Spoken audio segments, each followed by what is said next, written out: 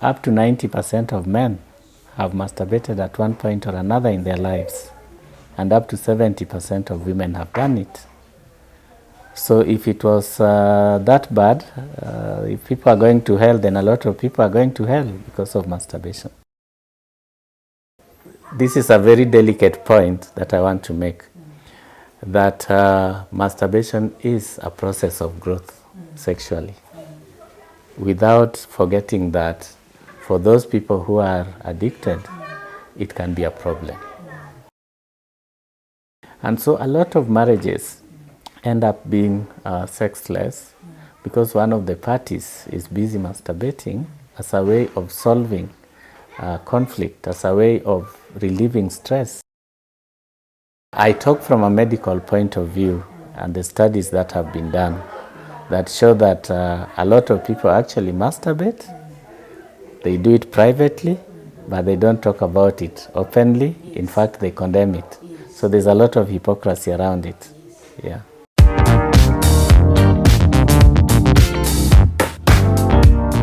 This is Professor Osur, Joachim. I'm the Vice Chancellor, AMREF International University. Yeah, so professionally I'm a sexual reproductive health expert. I do a lot of sexual medicine work, meaning basically treating people with sexual and reproductive health problems. So let me start by saying that all issues related to sex are very stigmatized because we are cultured in a certain way to look at sexual issues in a certain way. So when people talk about masturbation, depending on who you talk to and their values, you hear anything. Some believe it is satanic, some believe it is an addiction, some believe it is okay. Now, it is important to note that up to 90% of men have masturbated at one point or another in their lives, and up to 70% of women have done it. So if it was that bad, if people are going to hell, then a lot of people are going to hell because of masturbation. Medically, what we know is that it is part of human development. At a certain point, people discover that it is pleasurable to touch some parts of their bodies, and so they touch it again and again. And they overgrow it with time. And that's why we are saying up to 90% have done it. But they overgrow it. It becomes a problem when it is a compulsivity. What I mean by that is that because of some mental trauma or because of some psychological problem, then people, the same way one would resort to alcohol or to drugs, then they resort to it to relieve psychological pain. Then that is a problem. Otherwise, under normal circumstances, you know, like in UK, like in Netherlands, like in Norway, people have even encouraged young people to masturbate instead of engaging in risky sexual behavior. And so it is known to be something that happens as part of human development. So these things remain in the subconscious. When people face assault, when people face incest, those things remain in your subconscious. It means they are kept somewhere. And sometimes they affect the way you relate with other people in future. They affect the way you perceive life. They affect self-esteem. And so when people face these problems, it is very important that they don't just assume that it has healed. They need to go through counseling and therapy. And there are a lot of people who do that. There are a lot of psychologists. There are sexual medicine doctors. There are sexologists. It is very important that they go through formal treatment and don't just assume that things have ended. Because later in life, we deal a lot with cases of divorce. We deal a lot with cases of suicide. And you can trace that back to many years ago when things happened and people didn't go through treatment. I deal with a lot of cases of marital disharmony, sometimes related to masturbation. So I go back to what I said earlier, that when it becomes an addiction, then people resort to it when they have difficult moments. In marriages, there are a lot of difficult moments, times when couples are not in harmony. So when you have been resorting to masturbation as an addiction, they go back to masturbation to relieve that pressure, to relieve the stress of conflict. And when they do that, then partner sex becomes a problem also, because there is only so much sex that one can do. So when you're masturbating, you cannot then do the other things, the partner sex. And so a lot of marriages end up being sexless because one of the parties is busy masturbating as a way of solving conflict, as a way of relieving stress. And that then becomes a bigger problem because the conflict only gets worse, and people then start to ask themselves, is it worth it being in this marriage? So a lot of such people come to me, and we have then to go deeper because there is a deeper problem which could have caused one to resort to masturbation as a way of relieving pressure. So because it is something that one can use to solve a conflict or a stressful situation in their minds, for those who are addicted, remember we are saying there are those who will have one-off whatever as part of growth, no problem. But there are those who, when they are stressed, some form of psychological stress, they resort to it. So it can be anything. It can be marital issues, it can be stress at work, it can be money problems, it can be just life difficulties. Then you find someone resorts to that. So those then become what we call triggers for them. And many people know what really triggers. If you talk to people who are addicted to alcohol, to masturbation, to other things, they'll tell you exactly what happens before they go into that practice. Pornography is part of the spectrum. Most people who have a deep-seated problem will do pornography, then masturbate. If you're touching yourself with that, definitely. But there is no clear yes or no, because people masturbate very differently. The moral issues around it, the ethical issues around it, really depends on who you are talking to. A real spiritual person may look at masturbation as a spiritual problem, a satanic act, and many other sex problems that they don't agree with. Someone thinking culturally might talk about it in a cultural way. Each culture has a way of what they accept, what they don't, and some actually accept masturbation, others don't. So depending on which culture, you find that. I talk from a medical point of view, and the studies that have been done that show that a lot of people actually masturbate. They do it privately, but they don't talk about it openly. In fact, they condemn it. So there's a lot of hypocrisy around it. Yeah.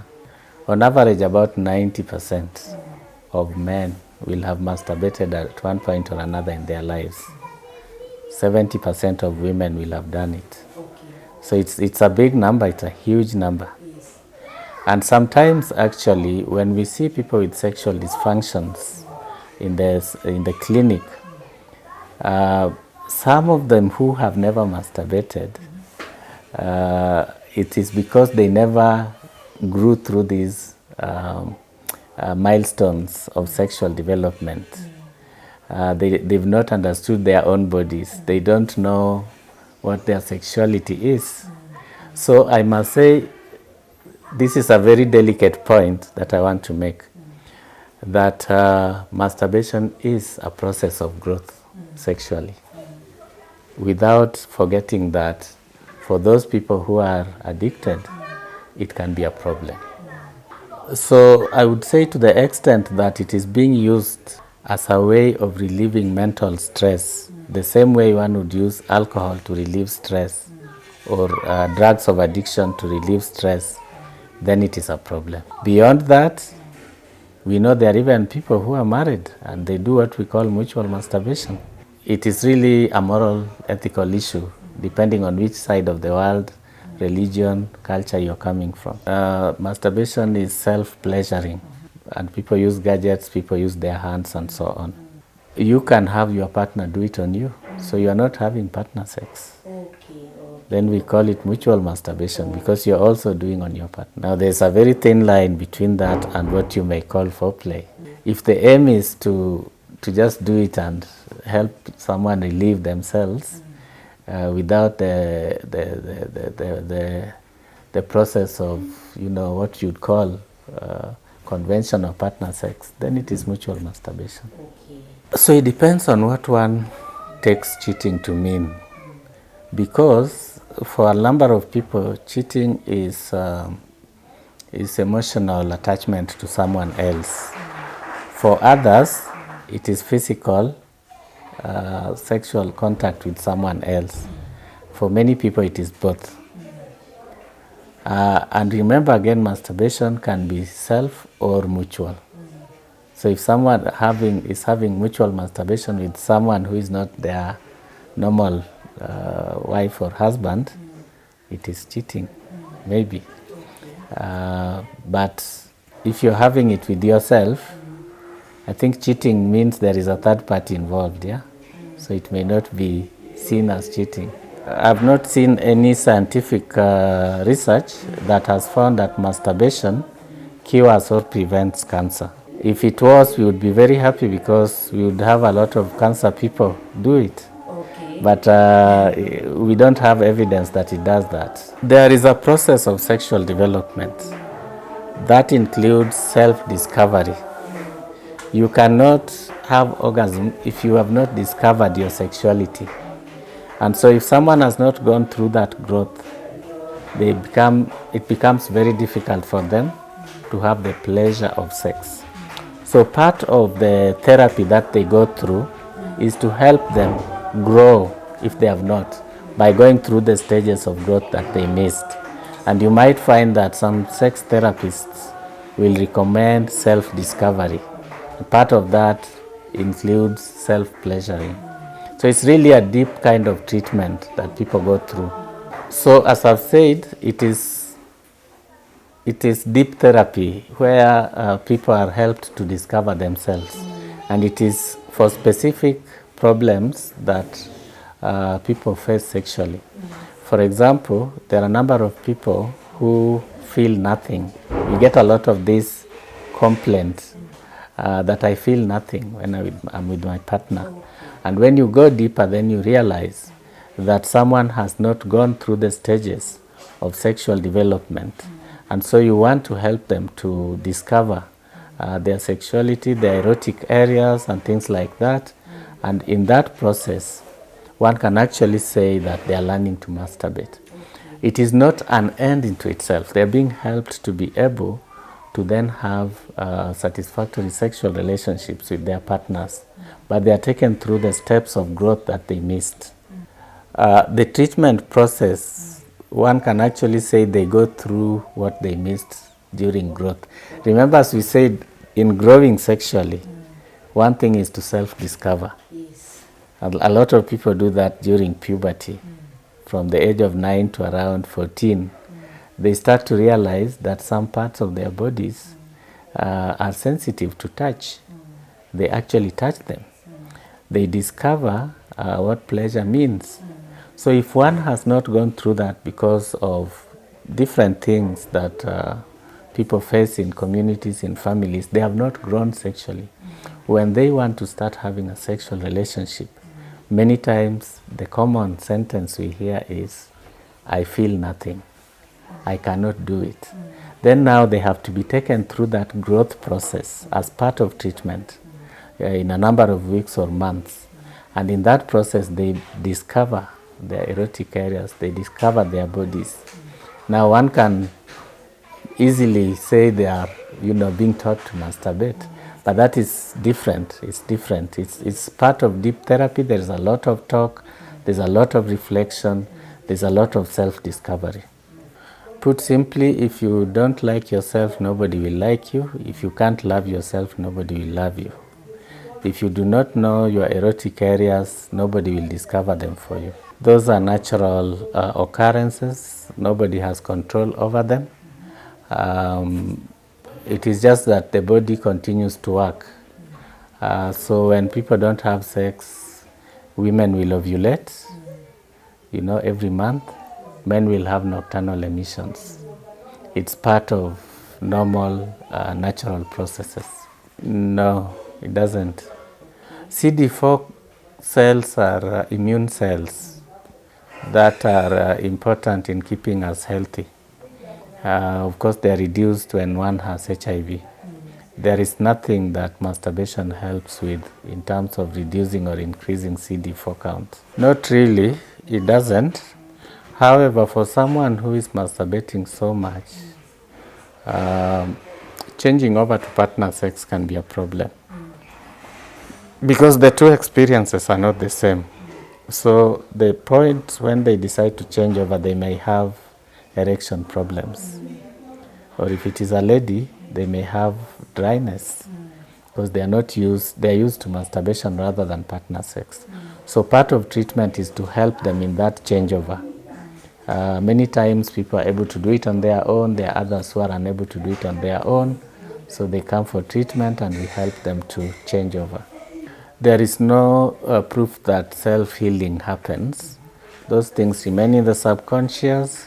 They affect your ego, they affect your self-confidence, they affect your behavior in future.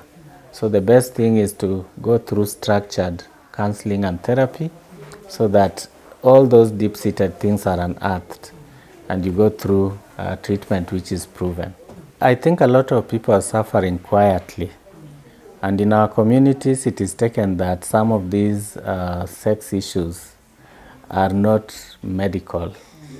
I know a lot of people would rather go to a herbalist or to some mysterious witch doctor. The hospitals are there to help. We have psychologists, we have sexual medicine doctors who can help. It is very important that we seek care so that we get treated. Yeah.